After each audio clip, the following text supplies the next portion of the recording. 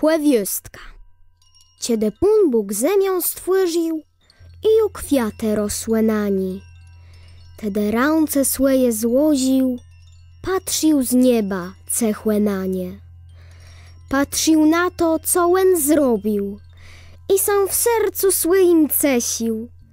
Kłaźdi anioł tedy spiesił, wszechmocny głę głosno sływił. Leno jeden stoił cechłe, zakrył lice swoje blady. Pan Bóg łyzdrzył jego diadę i sam pitył: cie co lechłe? Na to anioł miłosierny, błe to jegłe było imię. Strzelę, błezie na tą ziemię, ciemły bełe staci mirny. Wsiedkłe dobrze wyposażył, ale tam, dze kasie w strunę, same pioche, cały gune. Webyć ziem sam na to skarził.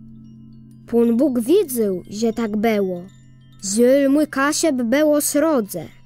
Łebyć na ci skrzynci spłedze, cie sam eś co łestawiło. Wsiedkłe, co tam leży na dnie, wsiedł ci złota, diamante i ten żółty błyszczyn rżnianki. Niech to na tą ziemię spadnie. Rzekł i stroił piche płowy, w młedrach górów pasy dłydzi.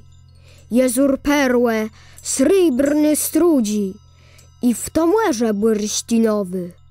Błegu dech sam wedywała, tereny ładniejszym krajem. Bez to, jadamłewim rajem, ziemia ta się nazywała.